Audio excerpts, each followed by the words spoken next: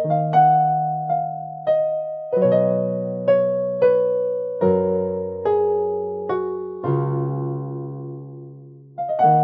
so today we are moving on to the next parable, the parable of the unforgiving servant. So that is our parable today, and it is found in chapter 18 of Matthew. So I'm just trying to show you how the progression goes on. And then, so after Jesus talks about that, then Peter, as always, he comes. Again, Peter represents all the disciples. So it's probably the feeling of all the disciples. Then Peter came to him and asked, Lord, how often should I forgive someone who sins against me? 7 times? Jesus replies, no, not 7 times, but 70 times 7. So what do you think Peter is doing? What do you guys think Peter is doing? In response of, so Jesus has told them, you need to deal with one another. And then Peter is a Jew.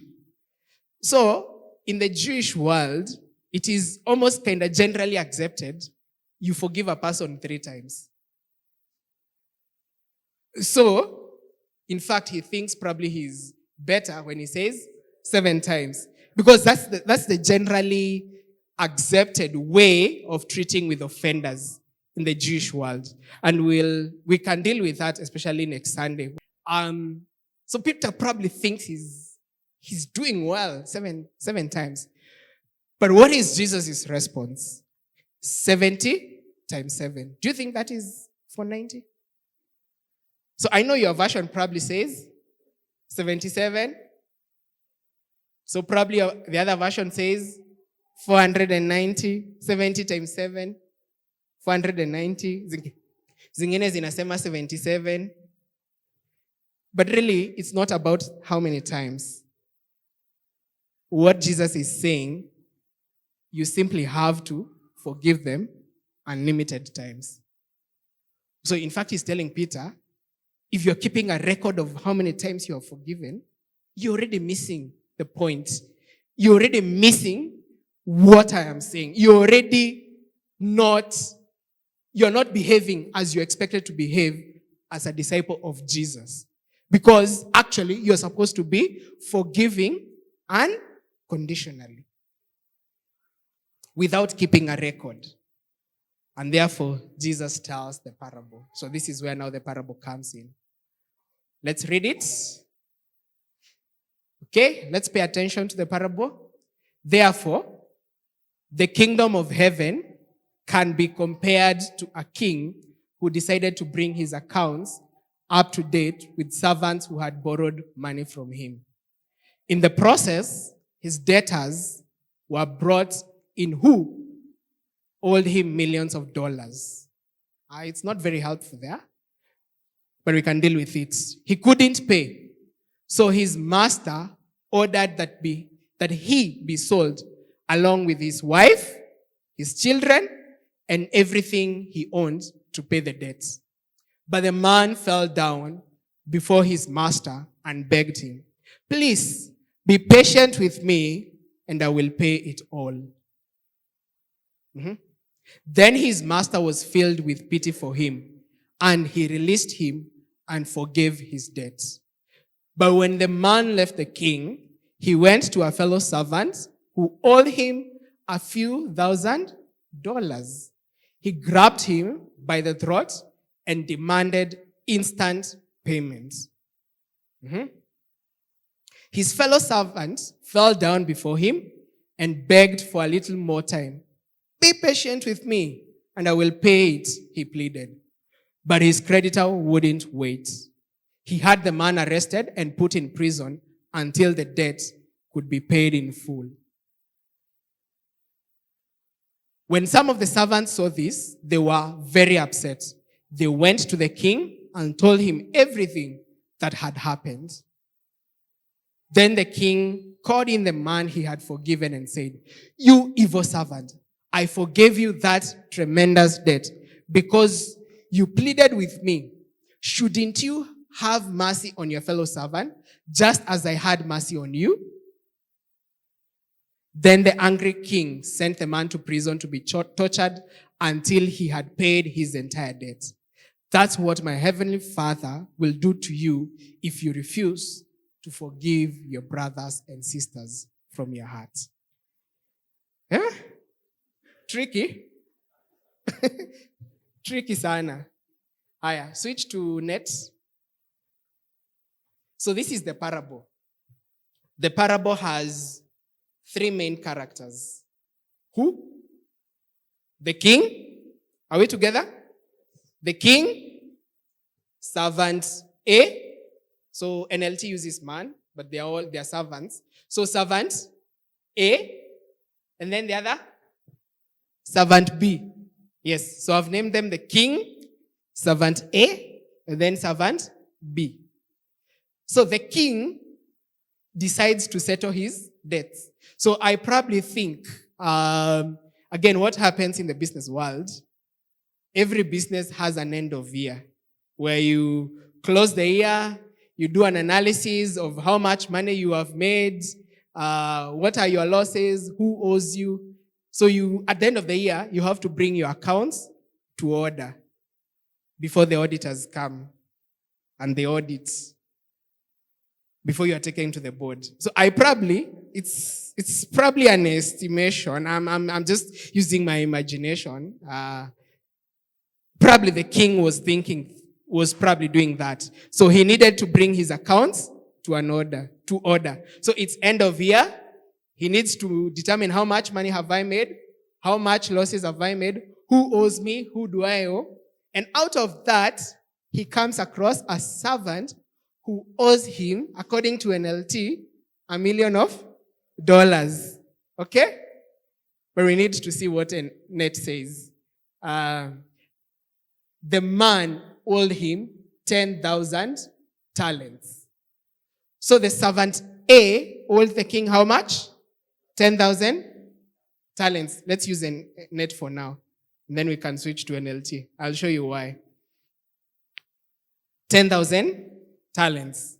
And then, towards the end of the story, we see that servant A, there's somebody who owes servant A money. And how much do they owe them? A few million, a few thousand of dollars. Let's see what net says. 100 silver coins. So if you have your Net Bible and you click on the footnotes, you'll see the explanatory notes there. So that talks of 100 denarii. So this is the thing. Let's first of all quantify the debt that servant A owes who? The king. Are we together? I don't want to lose you. Najua ni hesabu. Lakini I don't want to lose you. We have servant A, and then we have servant B. So, this guy owes this person how much? 60 million. Okay. Let's first of all quantify it in terms of talents. 10,000? 10,000 talents. T ni talent. T for talent. Okay? This one, 100 denarii for D for. So he owes like that. So that's the progression. Higher. We need to translate, okay? Sorry? Yes, 100 silver coins. D. D or S. Ama wacha tutumie silver coins. Ndio. Sindio? S. So, this one, let's translate this debt into this one. So we said 1T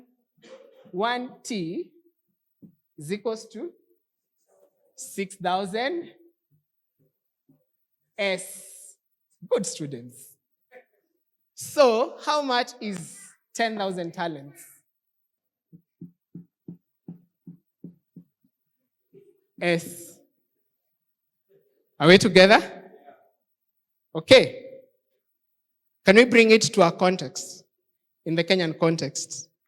So in the Kenyan context, what's the average wage, daily wage? 1,000. We agree it's 1,000. So this guy, 1,000. So Kenyan context. So that's, he owed how much? 100,000. Yes. Because 1,000 is the daily wage, and this guy is owed 100 times of the daily wage.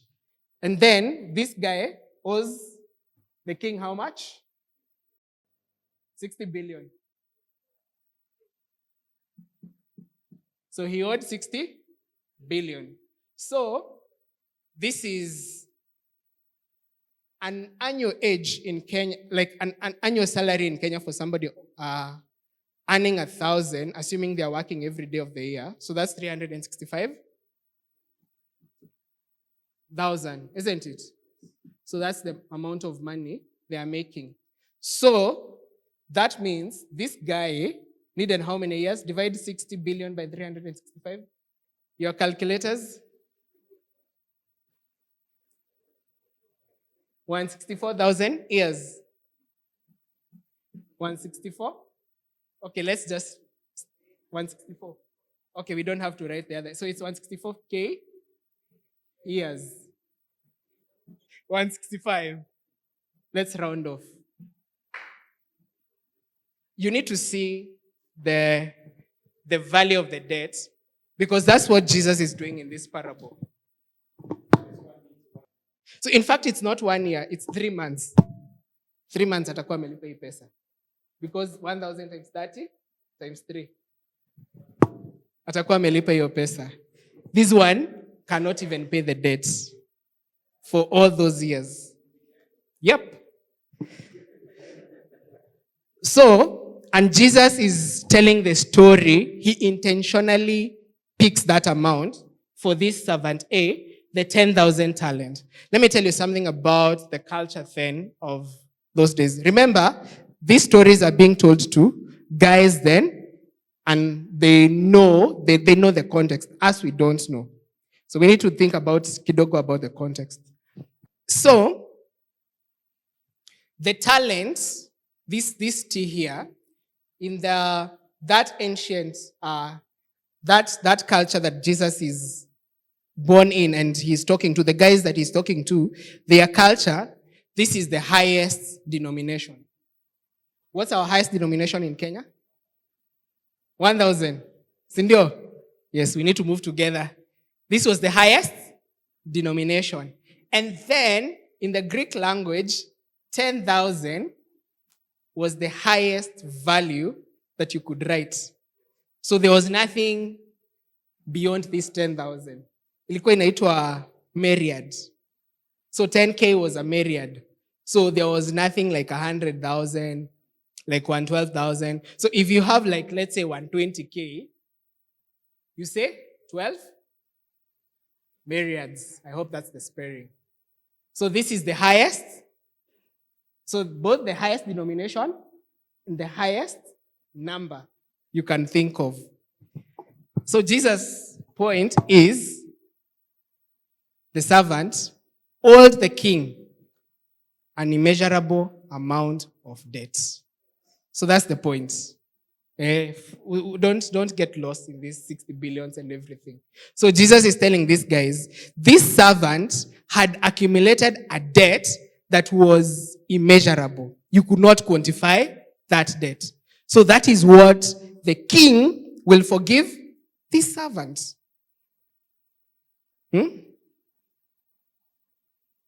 But wait a minute. How does a servant accumulate such a huge debt? It's the question. We don't know. Probably he mismanaged to accumulate such a huge debt. But don't forget what Jesus is saying. The debt is immeasurable. So the king's verdict is throw that guy into prison, let him together with his family until he does what? He pays as if he can Can he? He can't. The servant pleads with the king. So let's move on. He pleads with the king to have mercy on him and promises to pay back everything. Again, can he? He can't. He can't. It's an immeasurable amount of debt. He has no means. He has no ways. The king is merciful and he forgives the debt completely. Compassionate, he forgives the debt completely. Then here comes the irony of the story. Servant A goes out and meets servant B. What does he do? Anamshika mashati. Yeah? Anamshika mashati anamwambia, wewe nilipe 100,000 zangu. Yeah? So servant B tries to plead with servant A. Have mercy on me. I will repay. This guy, he needs only 3 months to pay that amount of money. But servant A could hear none of it. He could hear none of it, and he throws him into jail. When the king hears this ordeal, he's very angry, and he orders for servant A to be thrown in jail and tortured until he repays, which he can't. This is eternal condemnation for servant A. And Jesus drops the bombshell. So also, my heavenly Father will do to you if each of you does not forgive your brother from your heart. What do you think is happening in this parable? I know it's not hard to decode. I know it's very easy to actually say this is God. It's not hard, isn't it? Isn't it? It's not hard. And then you can tell that this is us. So these are human beings and the way they relate with one another. But I think Jesus' statements are very weighty, and they are not something that you can easily ignore. These are things we need to think about. So you see, servant A, the guy who is forgiven this immeasurable amount of debt, I don't think he understands the weight of the debt he has been forgiven. Because if he understands the weight of the debt he has been forgiven, then he would be filled with grace and mercy towards this servant. Towards servant B. And actually when servant B pleads for forgiveness, he doesn't even think about it. I mean, I've been forgiven something I could not pay. So if somebody asked me for forgiveness, I outrightly forgive him. But that's not what servant A does. He tells them, in fact, he's violent. The king was not even violent with him. He's violent, anashika mwingine mashati. You must pay. It's actually like pinning him on the wall. You need to pay. You have to pay me. And if you don't, to jail. Mara that. You see, what Jesus is saying, that our refusal, or the refusal of the servants to forgive, the refusal of servant A to forgive servant B is actually an indication that they have not experienced the weight of the forgiveness that they have received from their Father. They have not understood the weight it carries. You see, you can easily argue that God is saying, or Jesus is saying here, that you must forgive for me to forgive you. But that is not in line with the context of what we see in the Bible. Because we know that forgiveness and the grace of God comes to us unconditionally. So that's not what Jesus is saying. But what he is saying is the fact that you're not forgiving, the fact that there is no forgiveness in you is because you don't still understand what you have received. You still don't get the weight of what the Father has done to you. So this is what left servant A untransformed. There is mercy that the king has dispensed, but he doesn't understand it. He doesn't get it into his heart. So therefore, he's untransformed and he's incapable of extending the same grace that has been extended to him. So somebody who understands how much they have been forgiven, they will love more. So this is what is happening in this parable. Because of lack of that understanding, so that is why the servant is not able to dispense the same grace that he has received. And it's the same thing that happens to us. So that's why it's important for us to understand the forgiveness that we have received from the Father. Because if we don't grasp that, then we will not be able to deal with one another. We will not be able to dispense the grace and the mercy that we have received from God if we don't understand what we have received. You see, God expects us to forgive because he has done it. He has forgiven. It was costly affair. Just like the servant's debt was immeasurable, so was our debt against the Father. It was too huge to ever make it up. The forgiveness of this debt is not earned, but it is based on his grace and mercy. Tim Keller says, the key to Christian forgiveness is the cross. It is the foundation of forgiveness because it not only makes it possible for God to forgive us without compromising his justice, but it also provides both motivation and model of our forgiveness to those who wrong us. To understand how we, as angry, wronged persons can forgive, we must see how God, the ultimate wronged person, can forgive. And the way he does it is through the cross. So what Tim Keller is saying is, we cannot understand forgiveness if we don't understand the cross. So if we think we are wronged, if we think we have been offended, then God was even offended more. So we need to look to him and see how he deals with it so that we can look at it, look at him, imitate him, and replicate the same in our human relationships. So therefore, I'm inviting us to look to the cross. So there can't be a forgiveness without the cross. In fact, the cost of the forgiveness is the cross. You see, this guy here, the king, this was the amount that this guy owed him. But he forgave the debt completely. So what do you think happened? This guy had to suffer a loss. There was a cost. There was a cost to that forgiveness. It didn't just go away. So if it was actually, he had probably wasted the king's resources. He had squandered the king's money. So that means that was money that was supposed to come to the king, but haikukuja, it was lost. So there was a cost.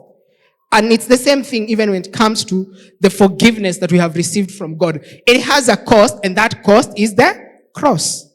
So it is through the cross that we get the forgiveness of our sins. It is through the cross that we are made right with God. You see, in Exodus chapter 34, and we talked about this last year, when God reveals himself to Moses, he tells Moses that I am the Lord, compassionate, gracious, God, slow to anger, abounding in loyal love and faithfulness, keeping loyal love for thousands, forgiving iniquity and transgressions and sin. But he by no means leaves the guilty unpunished, responding to the transgressions of fathers by dealing with the children and the children's to the third and the fourth generation. So God reveals himself, and this is what actually leads God to the cross. This is what leads Jesus to the cross so that he can wipe away the record of debt that we have against him. His compassion, his faithfulness, and his nature, which is forgiving iniquity and transgressions. But also his justice, that he doesn't leave guilt unpunished.